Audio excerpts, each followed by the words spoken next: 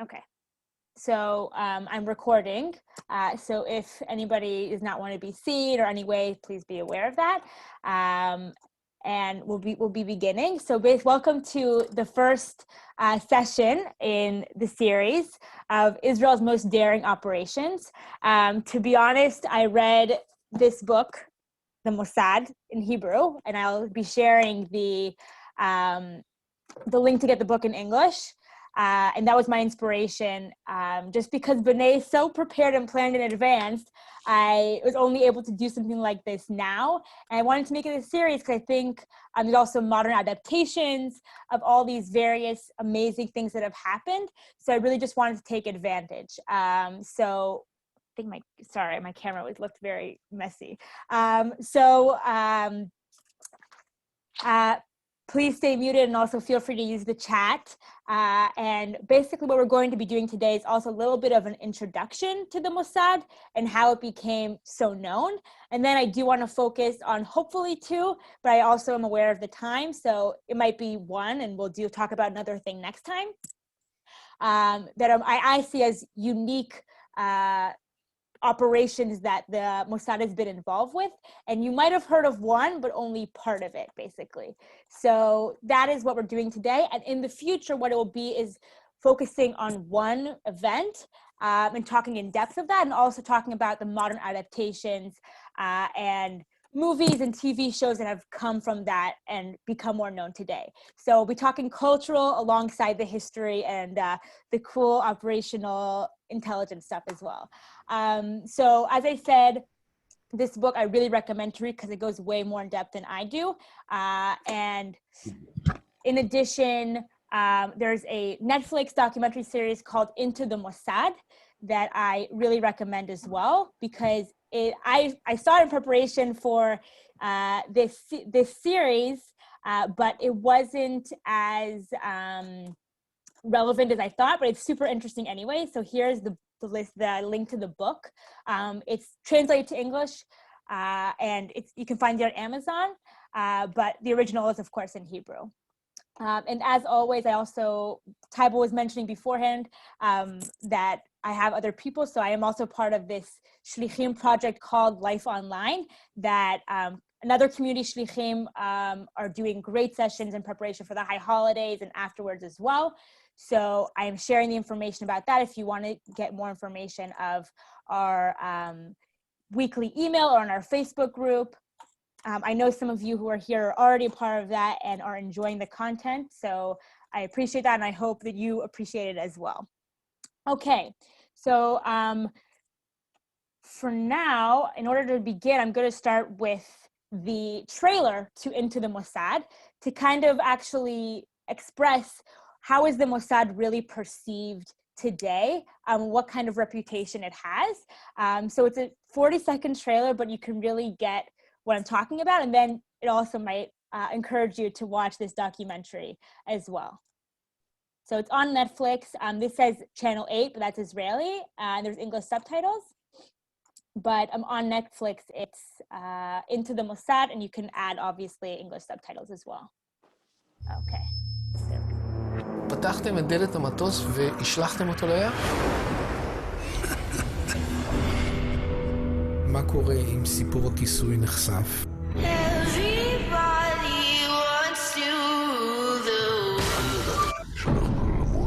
ביזנס קשה. אתה ראית פעם אדם שהכרת תלוי? היה שווה את הסיכון? נגיד אתה.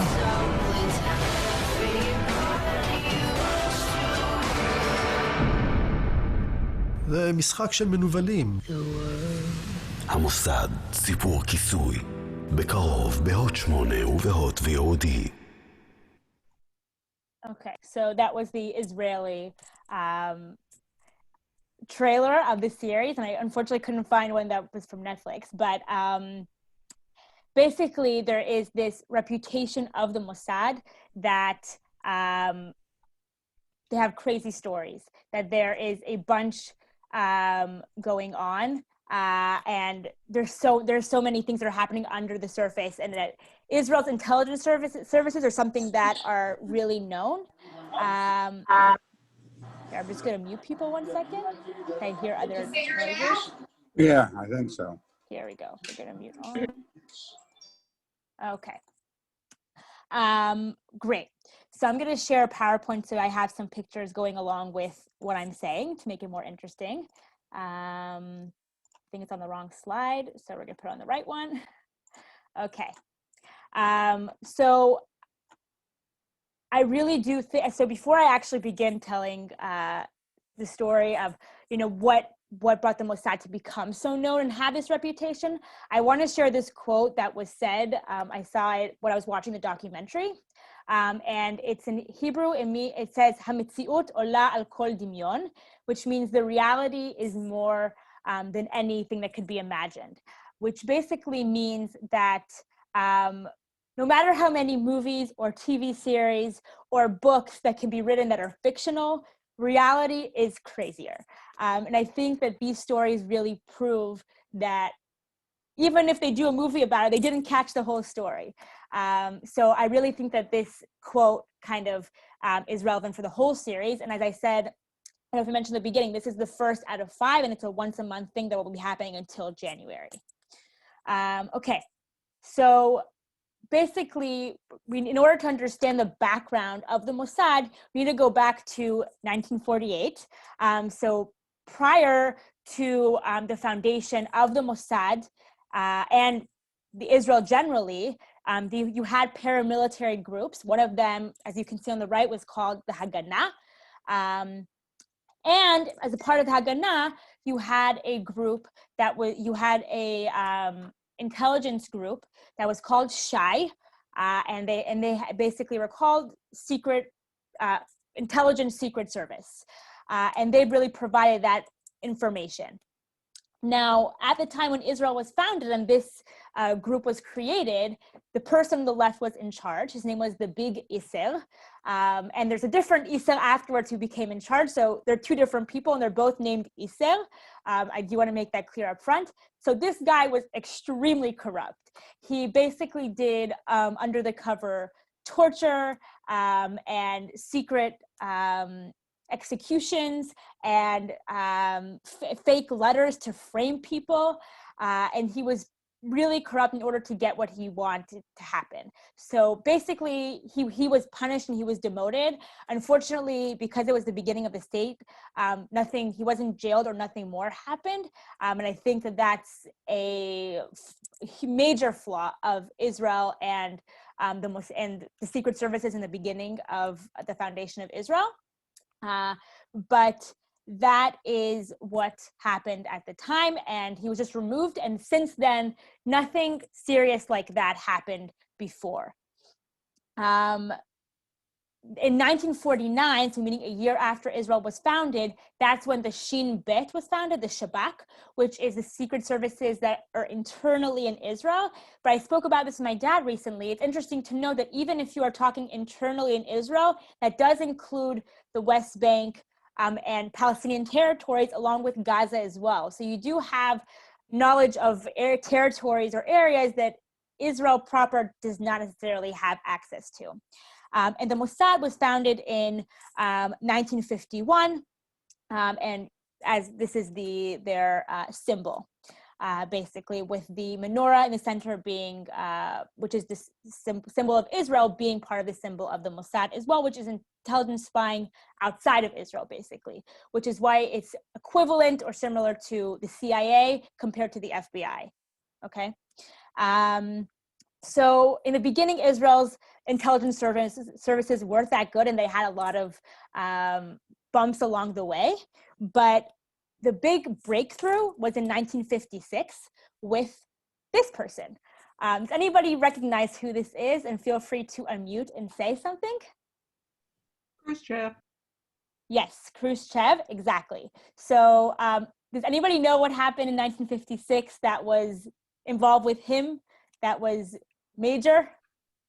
Crush the Hungary. The what? Hungarian Revolution.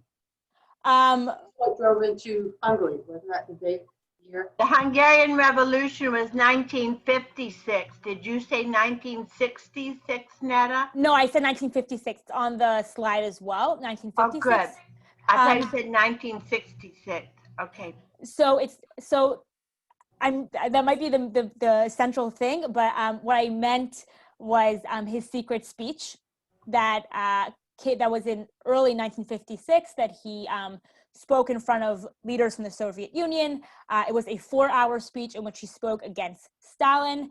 And despite the fact that people knew about this event, that it occurred, people didn't have the original copy of what he exactly said. The thing was, though, he sent it to Eastern European countries who were part of the Soviet Union, and people in the West, especially with the Western and Soviet Union rivalry that we have at this time, they wanted a copy of it. And the way that they got a copy of it was through this person, Victor Grajewski. So Victor was a Jewish journalist who was Polish, and he managed to run away and leave Poland prior to the Second World War, and he moved back to Poland after the war, basically, and he still was a journalist, and he was very confused with how was he going to continue his life. He really didn't feel comfortable in what he was doing. He had a lover, and that lover was the wife of the deputy deputy prime minister of Poland. And when he was at her house, he noticed that she had this speech on the desk, and he took a glance at it and realized what it was, that it was his secret speech that he gave in front of the leaders of the Soviet Union. He asked if he could borrow it. And he took it, saw it was the original, saw that it seemed that the whole thing was there, and he went to the Israeli embassy. He gave it to the Israeli embassy to copy, and an hour and a half later, he took it back and put it back in her apartment, and she had no idea. It was given to Ben Gurion, who knew Polish, and he realized that the document was original, and in understanding Mossad, that what an important document they had in their hands, passed it over to the CIA. And what happened is that Eisenhower was shocked. He saw it was the original, and that's how it leaked to the New York Times afterwards, and it became public knowledge about the content of the speech. But this really improved the relations between the US and Israel in the secret services and intelligence sharing of information. And what really you can see here is that a huge advantage that Israel has is that Jews live all over the world and speak a lot of different languages. So Victor was just an example of someone who was Jewish, did not feel comfortable with what he was doing, and had this amazing opportunity in his hands, and just decided to go to the Israeli embassy. So that is a huge advantage that Israel has had with the fact that really Jews live all over the world and speak all these different languages. The end of the story, which is really interesting in my opinion, is that in 1957, a year later, he moved to Israel and started working in the foreign affairs for Eastern European countries. And I don't know if I'm saying this right, because in Hebrew you say KGB, so I'm saying KGB, approached him and asked if he would be a spy for them. So instead of saying yes immediately, he turned to the Israeli Secret Services and told them that he was approached, and they told him to say yes. So he was a double agent, loyal to Israel for 14 years, and he was not found out because of his unique situation. He received an excellence from Israel, and there is an excellence award waiting for him in the former Soviet Union that he has never taken before.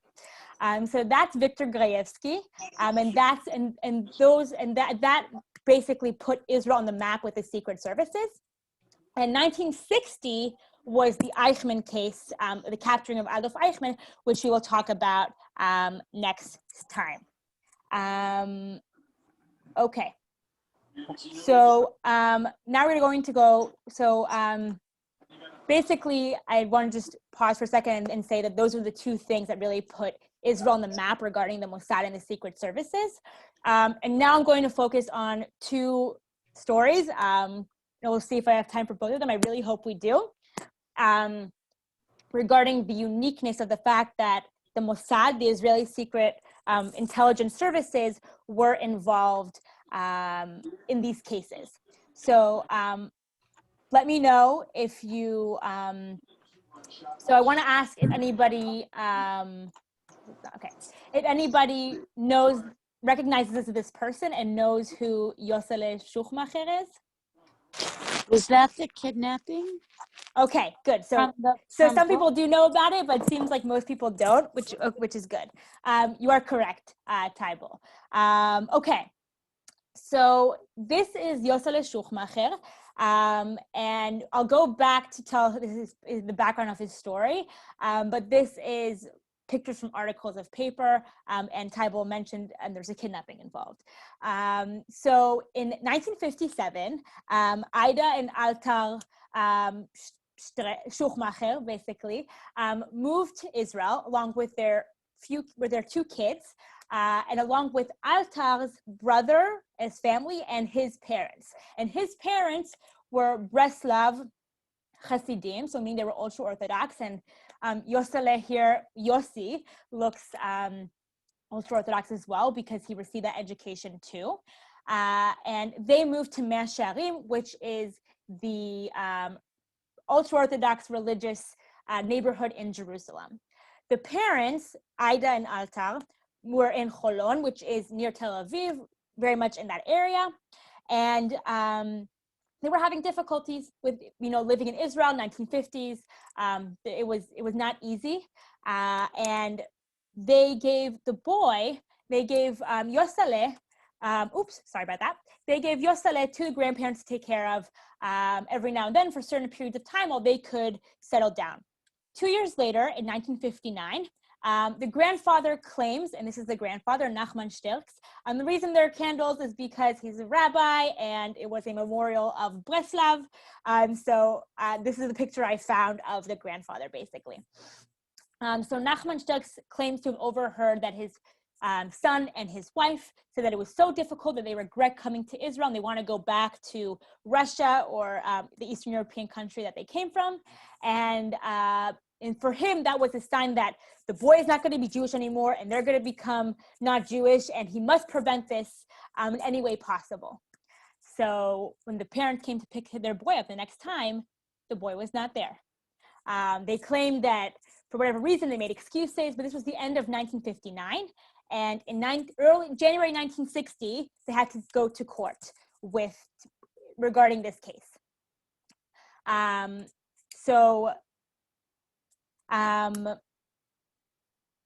they went to court, and even when Nachman was jailed, and when a member of Knesset was involved, and even Gideon Hausner, so he was the attorney general who represented Israel in the case of Eichmann. Even he got involved as well and tried to help, and he didn't budge, Nachman.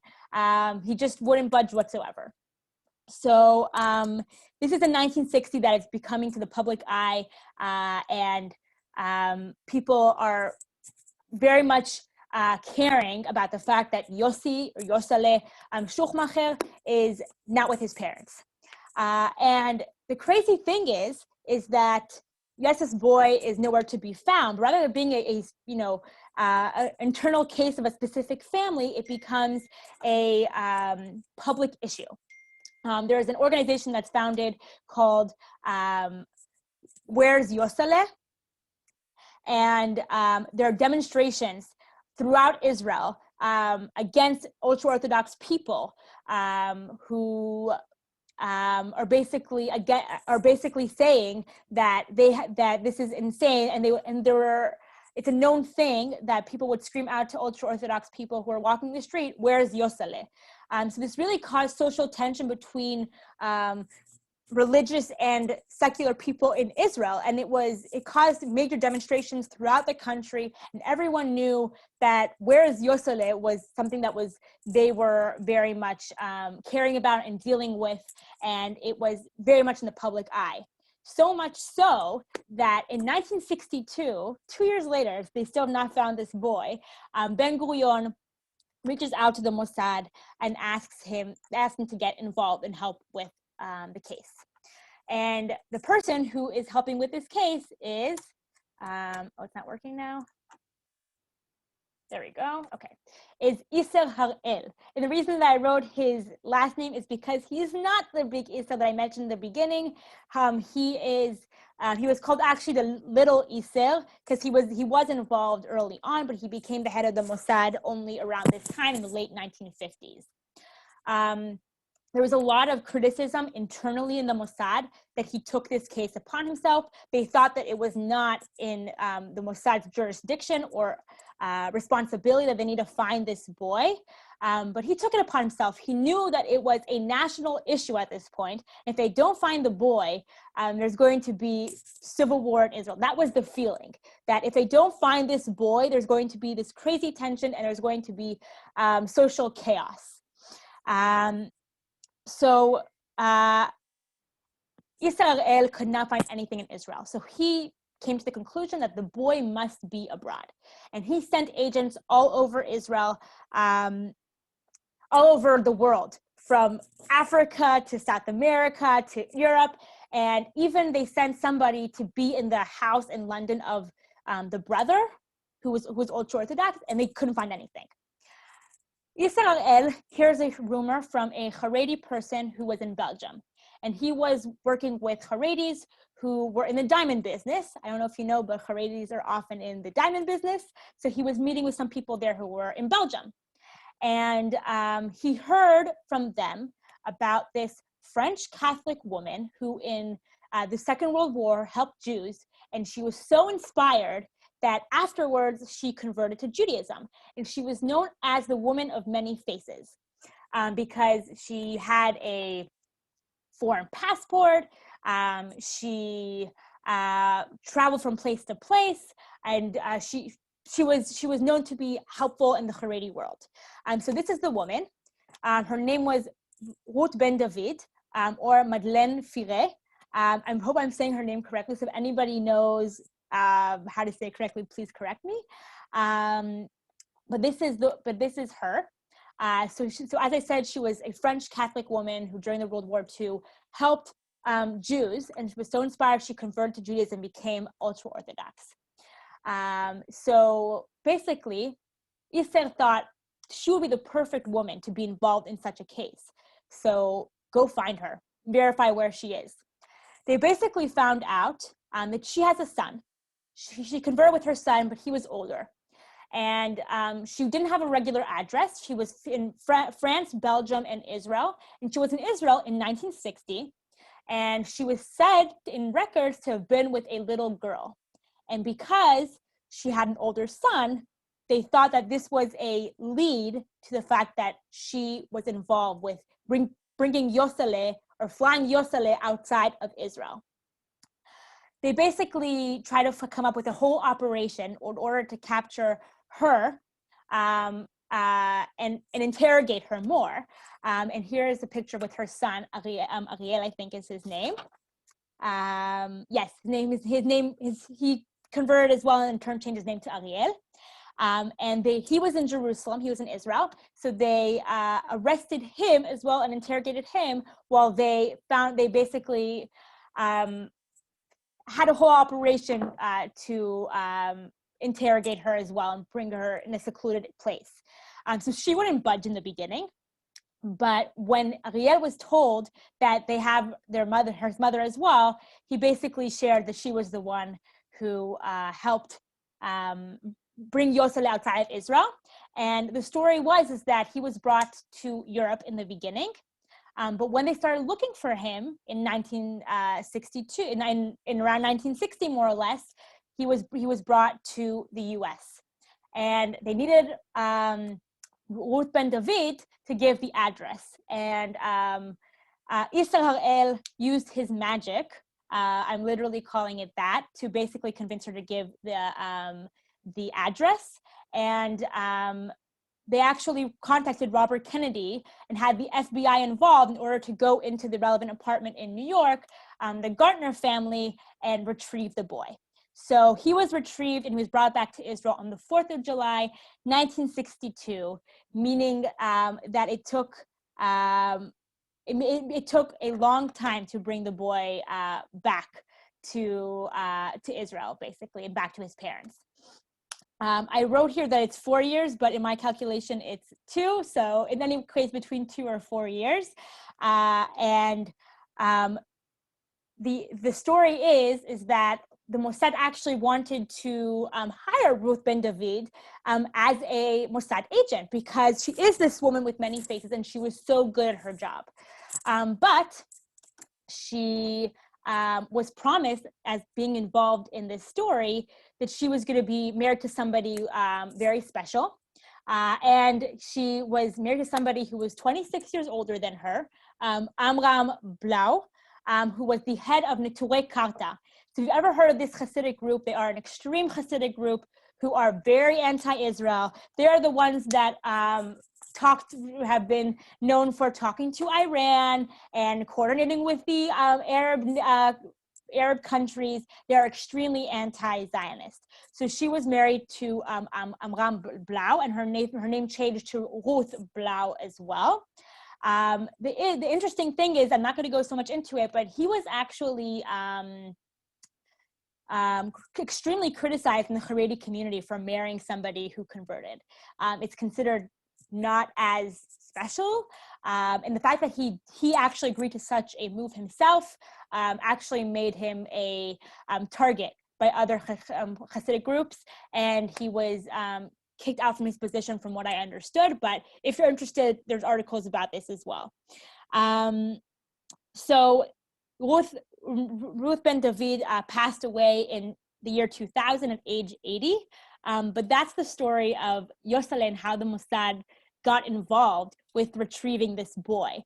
I do just want to mention, before I summarize about this case, about Yosele today. So this is Yosele today on the right. I saw an interview with him that was from 2017 or something of the sort on the Knesset channel. The picture on the left is from, I think, early 90s. And the person in the chair is Ruth. So the whole idea of this article was that he was coming to men's and meeting her and telling her that he forgave her. But so that happened as well, that he did meet her after many years and forgave her. And here he is on the right as well. I will note that he is not religious. His parents were not so observant. That's why they lived in Holon. They lived in Tel Aviv for a reason, but they did think that Jewish education was really important.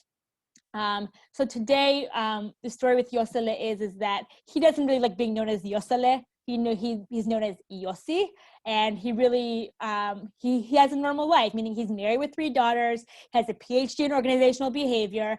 He's a deputy director general of a place called Be a Mensch, which is really unique. And if you want to check it out, I really recommend that as well. And he also volunteers in the Israeli police.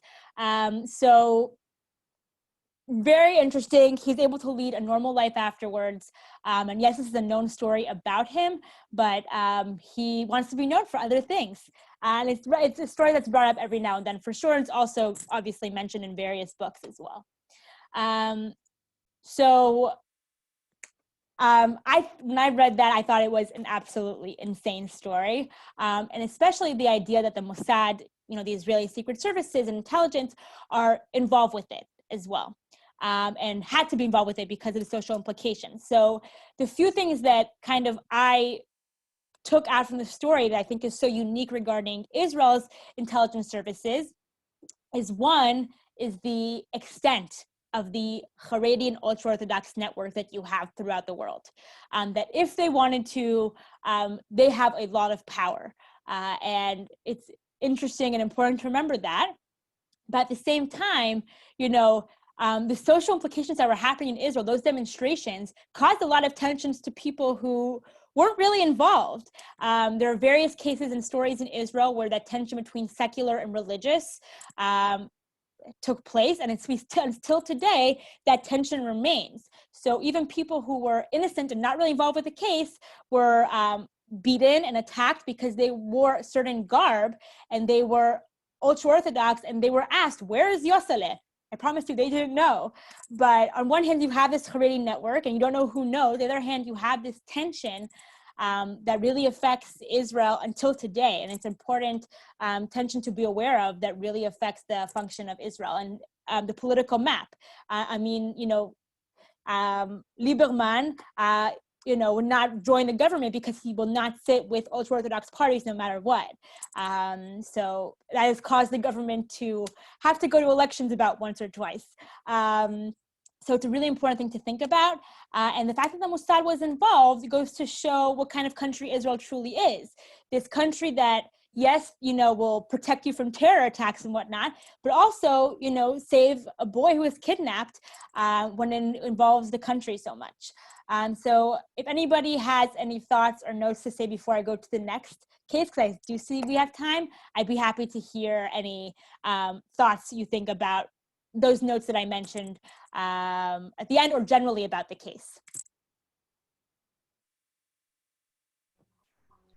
Netta, may Yeah. I ask you a question? Did that material ever explain why they particularly targeted Yossi as compared to other Haredi children? I mean, apparently the family in New York wanted a Haredi son. Was that it? No, so the reason that it happened was because the grandfather thought that the parents were going to move back to Russia, and basically he was going to lose his Jewish education, his Jewish identity. They were going to become non-Jewish. And the grandfather got involved and kind of got his network involved as well. The boy, and they couldn't hide the boy anymore from the parents. So they had somebody take the boy to somewhere else, to other Haredi networks that he would be and have the education that his grandfather wanted him to have. I see. Yes, exactly. I do remember you're talking about the important role that the grandfather had in what happened, but I didn't get the connection. Thank you very much. Of course, thank you. I'm glad that I was able to clarify that. So I'll take one more note or question if you have, even just, a sentence of what you think of that. I'd be interested to hear.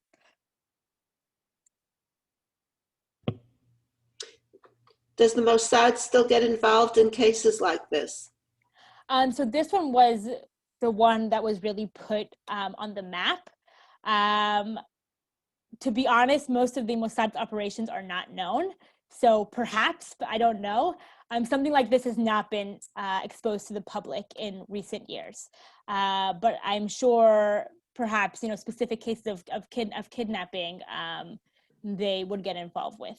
But the point is to do it quietly and stealthily without having the media and the public know about it. Because as you'll see in the next story, the fact that the public knew ruined certain plans and ideas. Netta? Yeah. Back in the 1980s, the later 80s, my brother-in-law's daughter at age 3 was kidnapped internationally by her mother, my brother-in-law's ex-wife. And so, they searched the world, and my brother-in-law was in contact with the Mossad agents who found them. Wow. Who found them 2 years later in Algeria.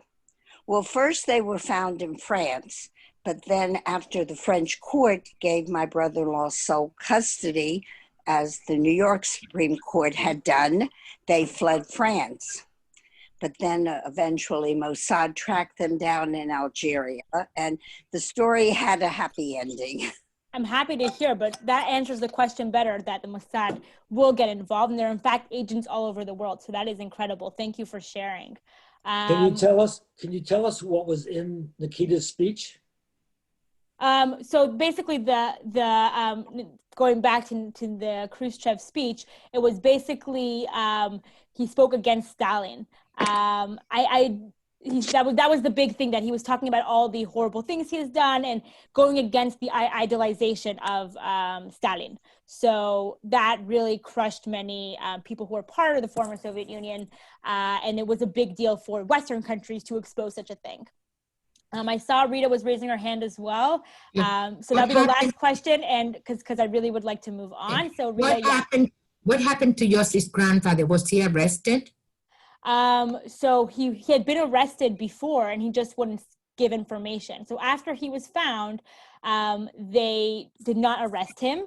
It was agreed upon that as long as they provided information about his whereabouts and he was safe, that he would not be arrested. But he was for a while, and he was punished in order to kind of get information out of him, but he would just not budge. So he was in jail for a while, but he didn't stay in jail afterwards because he was found and he was safe.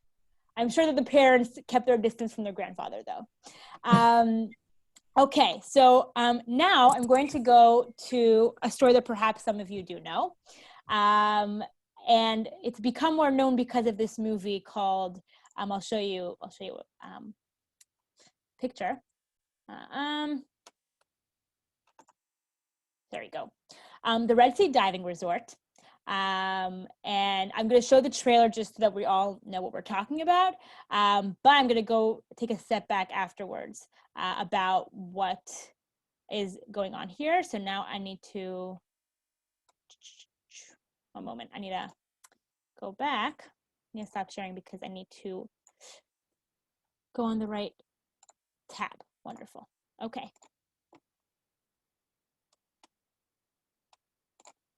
Here we go.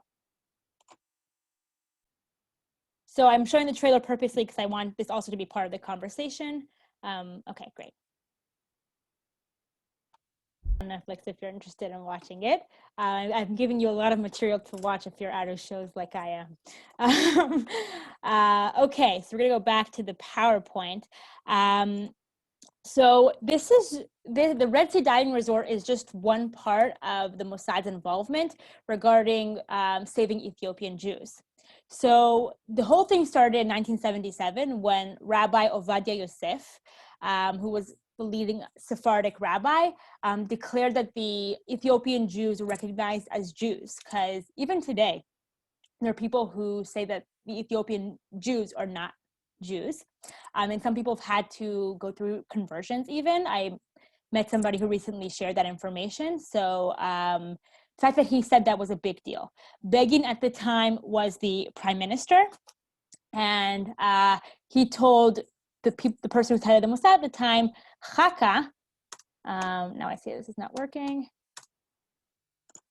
Okay, Chaka, who's on the left, to begin with an operation to save Ethiopian Jews.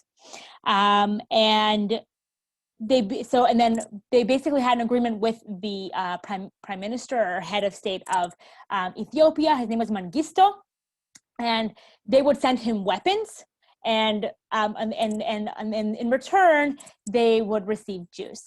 This was happening for 6 months until Moshe Dayan told the story to a Swedish newspaper or publication, and that basically stopped the operation. So therefore, like I was mentioning beforehand, the fact that he had shared it to the public basically stopped this operation. And that was part one. Part two was that in secret, the Mossad still tried to save Jews. And on the person on the right, Freda Aklum, so he was this person who is real, was the inspiration for the Ethiopian in the movie. Freda Aklum was a Sudanese teacher, and he helped the Mossad gather up Jews that were in Sudanese camps, or in camps in Sudan, basically.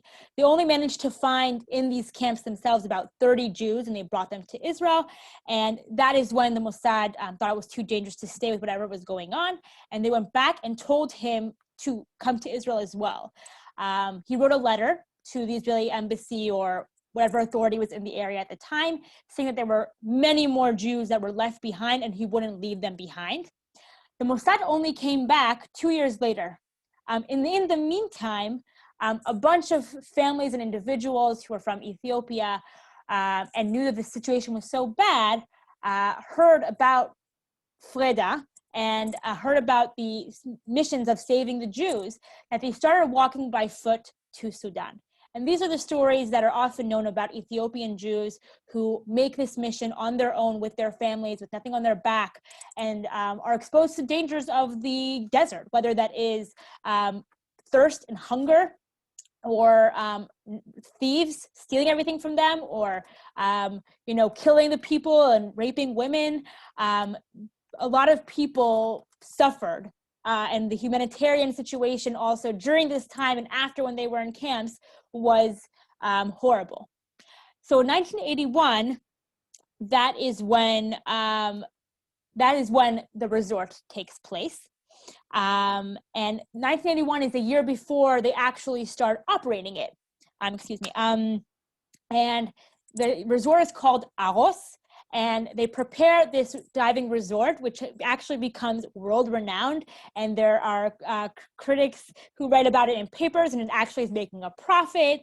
And divers are coming all over the world to this place because it's so known. And alongside this, that they are really making their cover very well, which is true, they're also training Ethiopians these Jews in the camps, training them for to just leave and be prepared whenever they call upon them, basically. It's interesting to note that the person who was leading the group in this Aros diving resort, his name was Doron, and he actually was blonde. So maybe perhaps a little closer to Chris Evans than we think, but Doron is a cover name. So that is an interesting tidbit as well. But at the same time that they were training the Ethiopians, and they were maintaining this resort, and they were smuggling people through the sea. Now, I had another video, but I see I want to respect the time. So basically, the main the big story that you see in the movie, which is basically that a boat is being seen and they're being shot at by local army. I'm not giving, the movie is not ruined for you. You can still watch the whole movie and you'll enjoy it. They're being shot at, and basically this Doron guy decides to burst in and basically say, "What are you doing? These are tourists. We're doing a night dive," and basically kind of save the operation. But basically after they were exposed like that, they closed the diving resort.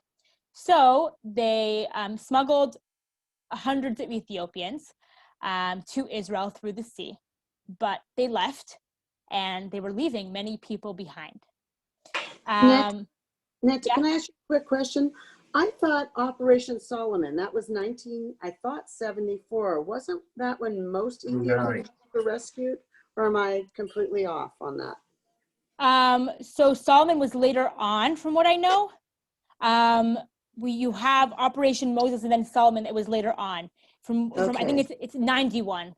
Oh, okay. Yeah. That's by planes. Is that what you mean? Yes, when they airlifted a lot of. So yeah, that's later. That's the part that I wanted to get to. But thank you for asking. Yeah. So basically, they left Ethiopia, and in 1984, that's when they began flights, and they did it with the Americans speaking or basically brokering, I hope that's the right word, between Israel and Ethiopia, and basically arranging for them to bring planes with a European country. So a rich Jew from Sweden basically donated his planes, and they had that was Operation Moses, which they brought 7,800 Jews, 47 days, and 36 flights. Now, this is also when somebody shouldn't have spoken, but he did. Shimon Peres actually exposed it to the media in Israel, and America claimed that if he had shut up and kept quiet for another month, they would have saved all the Jews in Ethiopia.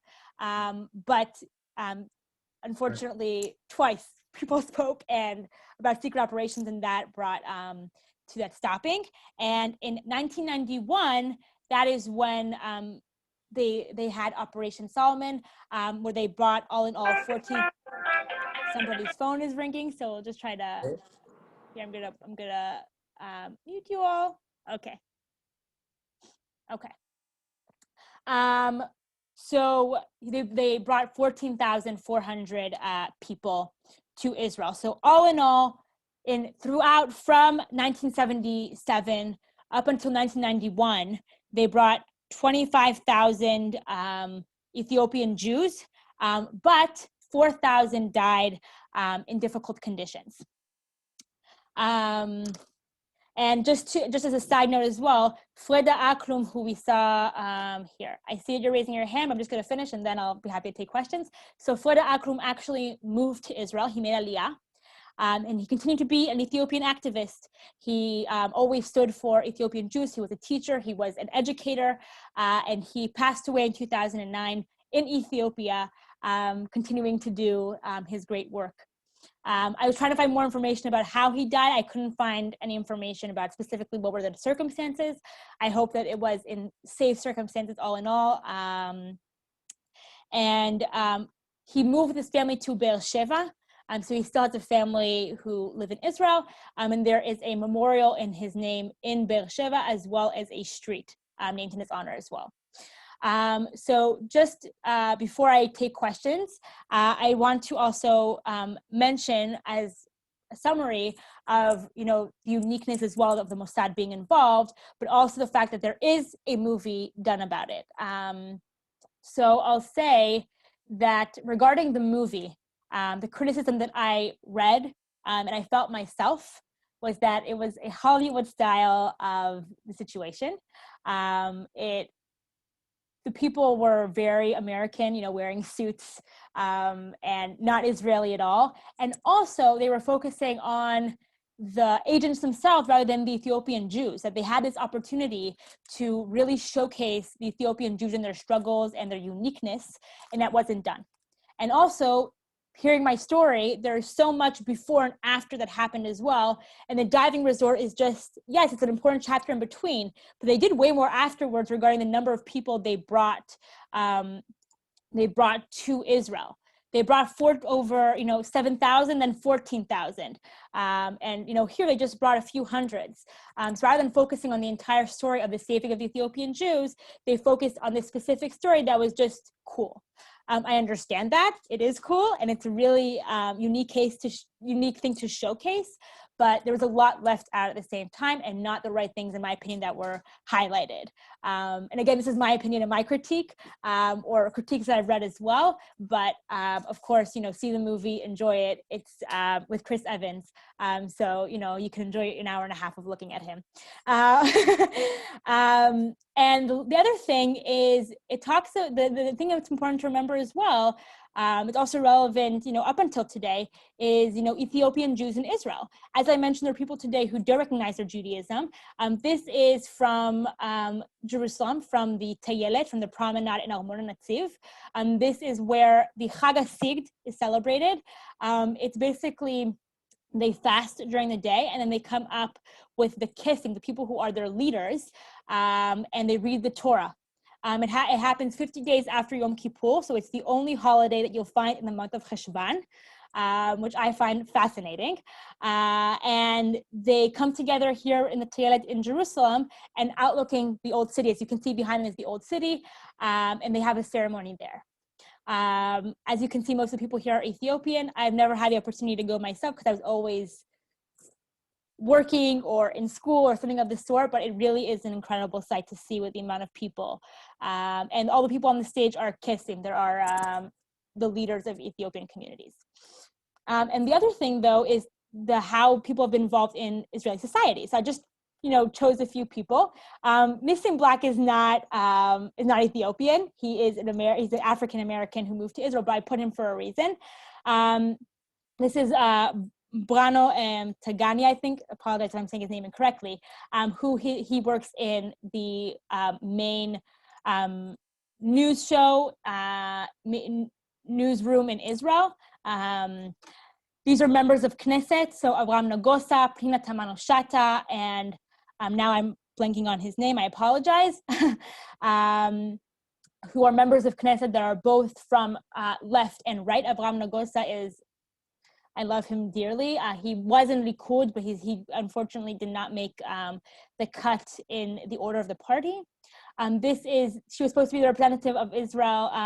Her name is Eden Alena. She was supposed to be the representative of Israel in the Eurovision in 2020. Unfortunately, the Eurovision in 2020 did not happen. Now I'm blanking on her name too. I'll check it in a second. Titi. I think her name is Titi. She was the beauty queen, or how do you call it, like Miss America type thing, or Miss Universe of 2013. And the top right photo is from a demonstration that happened in the summer of 2019. There was someone named Solomon Taka who was shot, and that basically brought demonstrations of Ethiopian Jews about how they have been mistreated since they have moved to Israel. And the reason I put the picture of Nissim Black, so if you haven't heard his music, he is incredible, and I really recommend listening to that as well. But he claims, he lives in an ultra-Orthodox community, and he claims that his family is mistreated or not treated as fairly or looked down upon or always have to make more efforts because of their skin color and because of their background as well. So alongside, and the point of this slide is to basically show that alongside the successes and the involvement of the Ethiopian community that we see in the second generation, that are born in Israel, that are becoming involved in Israeli society, but at the same time, the difficulties of Ethiopian Jews still today in Israel, and the battle to really fit in and be a part of Israel. And I think that the story comes across also in hearing the operation itself, that on one hand, you have that they made all this effort and they did time and time again, going back to Ethiopia. On the other hand, it was really not organized. The people who did this operation, kept having failures and kept having issues, not being able to finish. They left, they came back. It was a whole process that took over 2 decades. And considering that Ethiopia was such a country that was in danger, this operation should have been well thought out to do quickly and swiftly. To do the planes, early on, and to take so many people rather than doing by sea where you can only do a little bit at a time. So this is criticism that people still have towards the Mossad today, the original planning about it. And even the planning itself, there's some issues with it too. So on one hand, the Mossad was involved. They did, a lot of work in order to make this happen. On the other hand, it took a lot of time for it to be completed. And still today, there are families that are separated, and every now and then there are more Ethiopian Jews who come and families are reunited. And there's stories of people in the 90s who came to Israel, and then they got off the plane and saw Ethiopian soldiers and they burst out in tears, and I'm about to as well.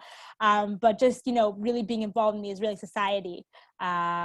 So those are basically the 2 operations that I thought are super unique that the Mossad was involved with. There are more, but we'll see if I get to those in the next sessions. So basically, before I take questions, what we spoke about today was how, from the reputation of the Mossad being this place that has incredible abilities, we learned about how it developed and the things in the beginning of the foundation of the Mossad that brought to its recognition. And in addition, 2 unique cases that the Mossad was involved with that also have implications regarding the society in Israel, whether it is the Haredi community and that tension between religious Jews and secular Jews, and also Ethiopian Jews. And you have this tension between ethnicity. I know here the terminology is different, but I was lucky to be a part of a conversation recently with a Shlicha in New York who is an Ethiopian Jew, and the discussion in Israel is about ethnicity, which we still deal with today as well. So I'd be happy to take any questions, and thank you for joining today. And I will now check quickly when the next date is, but the next session of Israel's Greatest Operations is in October. And in the meantime, if somebody has a question, please ask, and I will be looking for that. Netta, that was great. I want to share 2 things very briefly with you. Yes. I didn't know what you would be presenting tonight, but I want to tell you that on an Israeli news program today, they announced about negotiations that are undergoing right now, and they showed the people involved to bring hundreds of Ethiopian Jews to Israel within the next couple of weeks. Oh wow, okay. You see, I don't read the news so much, so that's my fault. And I want to tell you that right now I'm reading a book by an Israeli journalist named Matti Friedman, Matti. Yes. And he wrote a book called Spies of No Country. And it describes, and he gives descriptions of the men who were instrumental during the Ergun and Palmach, and was before 1948. It was when, the British were very much a presence. Yes. And so they were trying to work against, the British were at cross purposes. So they were having to carry out operations undercover so the British wouldn't find out, and also that the Arabs would not find out. And it's really very interesting. Thank you for sharing. So maybe if you can write it in the chat so other people could see it as well, that would be great. So the next Israel's Most Daring Operations is on October 21st. It'll be at the same time. So if you want to put that on your calendars, I'm sure there'll be an email sent out as well.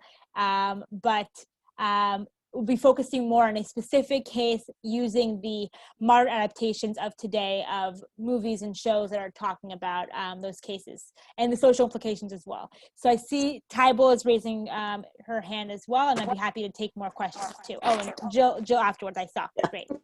Netta, chat is disabled except for you, by the way, so no one can. Oh, okay. I was preparing it. You see, I'm teaching third graders now. Okay. I couldn't type it. Thank you for saying something. Now you can chat.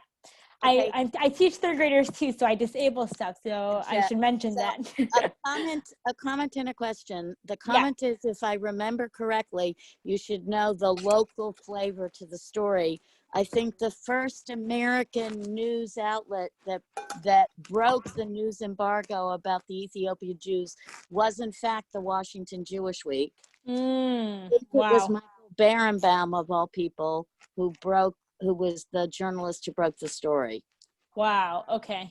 That's one, but a question. When you first started talking, and I'm not sure how to pronounce his name, but about the Sudanese activist, since he was in Sudan, I assumed he was not Jewish. Was he an Ethiopian Jew who wound up in Sudan and became an activist?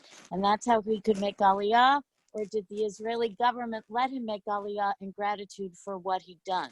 So he was Jewish. He was a teacher, and he was just in Sudan. He was somebody who had ran away from Ethiopia to Sudan and was in those camps. And because he had connections and relations with different places that are in the area, they used him as a local person who was helping them find Jews in the area. So he was Jewish, his family was Jewish, and they moved to Israel and lived in Beersheba. So it was because he was entitled to make it move to Israel.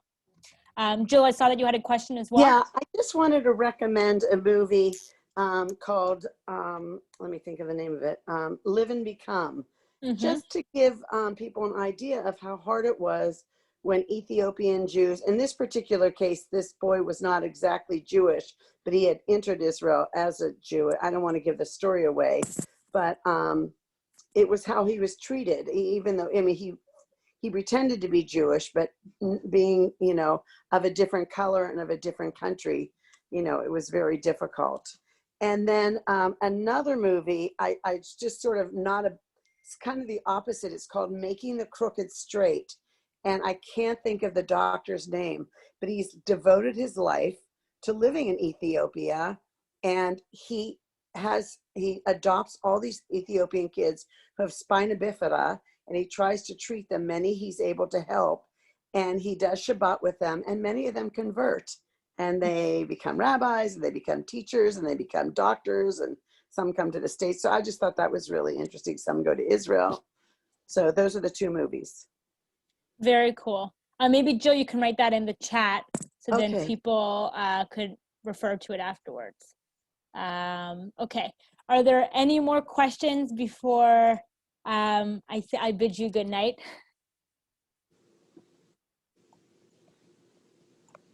Okay. If anybody has anything to say while I'm saying my last words, feel free. But I just want to thank you all for joining, and I hope to see you the next time at October 21st. I hope you enjoy and learn more about Israel and its daring operations, the Mossad, and the things that it involves itself with as well, which I think is super fascinating. So if you have any questions, also feel free to reach out to my email. I'll write it here quickly before I go, but it's also very much available. And if you check for it on the B'nai website or generally on the internet. Okay. So I wish you a Laila Tov and Shana Tova as well. And I hope to see you soon. Shana Tova and Laila Tov. Thank you so much. Of course. Shana Tova, and I'll see you on Monday. I will. Yes, Thank you you. will, and I will see you. Thank you.